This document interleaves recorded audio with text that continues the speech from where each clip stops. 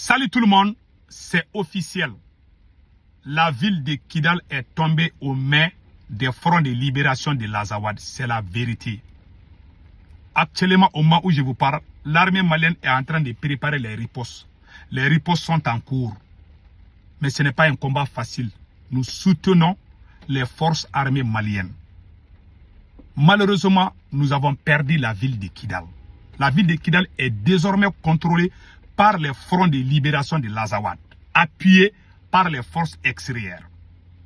Le ministre de la Défense du Mali serait gravement blessé, selon les rumeurs.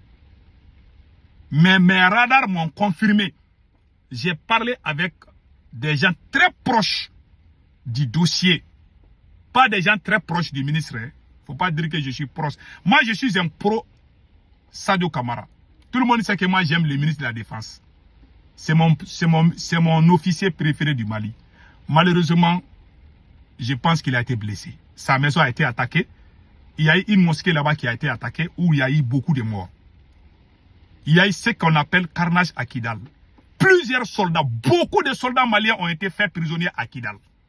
Certains ont fui. Le gouverneur, la maison du gouverneur de Kidal a été brûlée. J'ai toutes les vidéos, mais je ne vais pas montrer. Le gouvernorat est contrôlé aujourd'hui par les fronts de libération de l'Azawad. C'est la pire vérité. La ville de Kidal est aujourd'hui contrôlée par les fronts de libération de l'Azawad.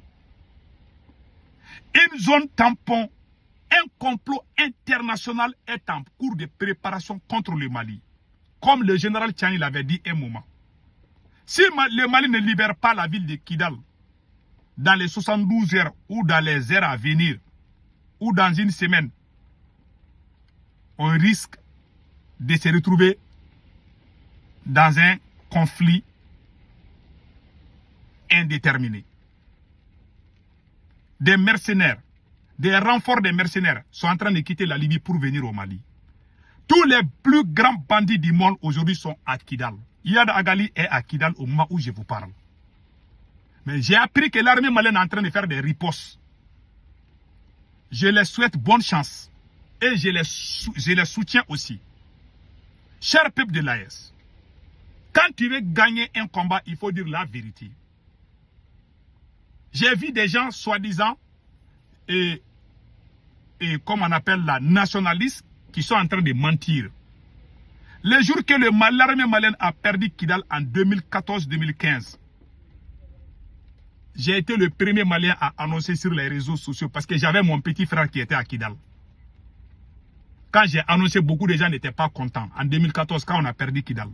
La première fois qu'on a perdu Kidal, j'ai été le premier à annoncer. Beaucoup de gens ont dit non, c'est pas vrai. Oh, tu nous fais peur. Oh non, il ne faut pas dire. L'homme noir n'aime pas la vérité. Et regardez l'Iran et les États-Unis. À chaque fois que les États-Unis disent, à chaque fois qu'il y a des pertes, les autorités iraniennes sortent, ils confirment, oui, c'est vrai.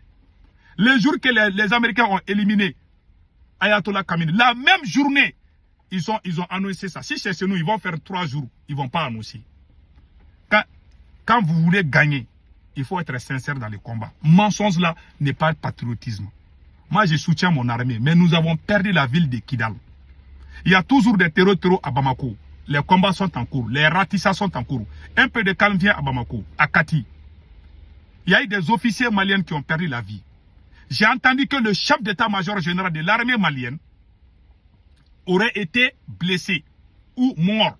Mais je ne peux pas confirmer. Mais, sur la page du gouvernement malien, on a dit que c'est faux. Voilà. Ils ont publié partout que le chef d'état-major général de l'armée malienne a été ripé par les terreaux, mais c'est faux. Je pense que c'est un fake news. Mais le Iyad Agali est présent. La présence du chef terreau Iyad Agali est confirmée à Kidal. Il serait à la tête d'un commandement des groupes Génim, Front de libération de l'Azawad, pour les opérations en cours. Ça, c'est la pure vérité. Ce sont les choses réelles qu'on doit dire aux gens. Maintenant, on a perdu une guerre, mais on n'a pas perdu la bataille. On peut se préparer pour reprendre Kidal. Malheureusement, nous avons perdu Kidal. C'est la vérité. Il se peut que l'armée peut récupérer Kidal. Parce que j'ai entendu les ripostes. Le mot riposte, ça veut dire que tu as perdu quelque chose et tu veux aller récupérer. Donc, disons les choses Je ne soutiens pas les terreaux. On ne dira jamais à mes enfants que j'ai trahi mon pays. Mais j'ai dit la vérité. Voilà la vérité. On a perdu Kidal. Le gouvernorat a été brûlé. Le gouvernorat est contrôlé aujourd'hui. Le gouvernorat, c'est comme le palais présidentiel. Le signe d'une région, c'est le gouvernorat. Si le gouvernorat est pris, ça veut dire que la région est prise. Ça, c'est la vérité. C'est comme tu vas aller prendre un président. Le président a fui le palais présidentiel. Toi, tu prends le palais présidentiel, ça veut dire que tu as gagné le coup d'État parce que le président n'est plus au palais. Donc, quand tu arrives à contrôler le palais, ça veut dire que tu as gagné ton coup d'État. Donc, ces gens sont déjà là-bas. Tous les points stratégiques de Kidal sont contrôlés aujourd'hui par les fronts de libération de l'Azawad. Je vais vous rappeler une chose. La plus grosse faute politique qu'Assimi Goïta a commise, qui risque de coûter cher au Mali, était de se rallier au Maroc, contre l'Algérie. Le jour que le Mali a annoncé son ralliement au Maroc concernant l'affaire des Sahraouis, les rebelles, les fronts de libération de l'Azawad étaient en train de danser sur les réseaux sociaux. Ils étaient contents. Ils disent que Dieu ne dort pas. Les fronts de libération de l'Azawad ont félicité Assimi Goïta d'avoir pris la décision de se rallier au Maroc contre l'Algérie. Tous les rebelles, les terroristes étaient contents quand Assimi Goïta a fait ça. Ils ont dit qu'ils ont demandé beaucoup de choses à l'Algérie, que l'Algérie était en train de se méfier un peu. C'est vrai que l'Algérie héberge les terroristes, mais l'Algérie ne voulait pas aller trop loin. Parce que l'Algérie espérait qu'on est des voisins, on allait se comprendre. Mais depuis que le Mali a fait ça, c'est devenu une déclaration de guerre. Les rebelles étaient contents. Une semaine plus tard, voilà ce qui est en train d'arriver dans mon pays. Les gens qui ont fait la révolution, tous les révolutionnaires, tous les gens qui ont fait cette révolution étaient contre cette décision parce qu'il y a les nouvelles têtes qui travaillent avec Assimi Goïta qui sont en train de l'induire dans l'erreur. Les têtes que vous voyez en train de soutenir Assimi Goïta, les grosses têtes sur les réseaux sociaux là, c'était des gens qui étaient en train de soutenir la France avant. Ceux qui étaient contre la France, ceux qui ont fait la révolution, les gens comme moi et Dr Choguel Kokala Maïga, on n'était pas d'accord qu'on fasse des affrontements directs avec l'Algérie. Parce que nous, on connaît la géopolitique. Les voyous, les escrocs, les infiltrés, les pro-français qui ont infiltré la transition malienne sont en train de détruire notre révolution. Ils ont dit à Assimi Goïta, tu peux taper l'Algérie, ça ne fait rien. L'État a donné raison à Dr Choguel Kokala Maïga. Les jours que l'Algérie a combattu les drones maliens, tous les Maliens se sont ralliés aux côtés de Assimi Goïta. Tous les Maliens ont condamné que l'Algérie ne devait pas faire ça.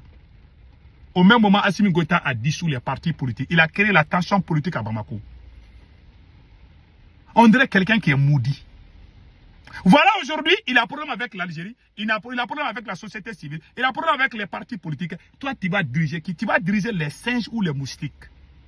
Voilà, aujourd'hui, ils ont pris Kidal avec l'aide des forces extérieures. Tout le monde sait que l'Algérie ne va pas courager les bras. Si ces gens-là restent, l'Algérie aussi va les reconnaître. Ça, c'est clair.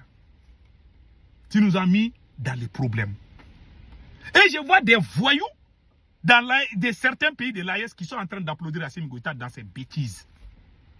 C'est la honte. Ces militaires-là ne sont pas des révolutionnaires. Ce sont les réactionnaires, les populistes. Ils ne sont pas révolutionnaires.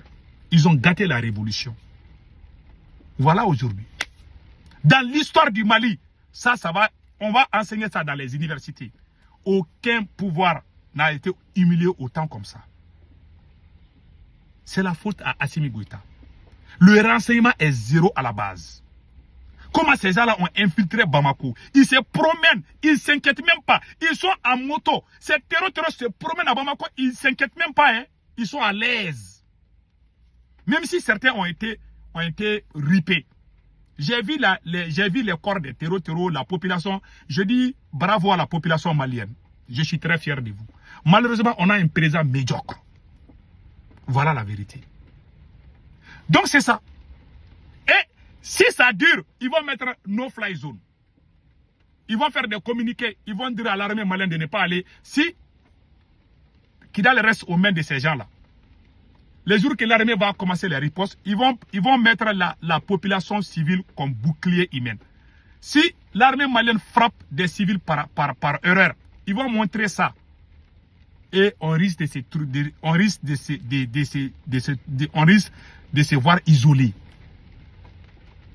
À ce moment, les nations volontaires peuvent les aider contre nous.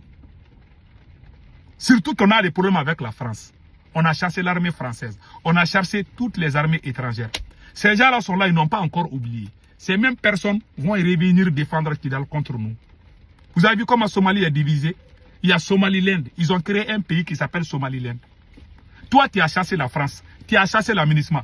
Ton peuple, tu es en train de les diviser. Toi, ton nom, c'est malédiction. Voilà ce que Assimi Goïta est aujourd'hui. Que Dieu protège le peuple malien.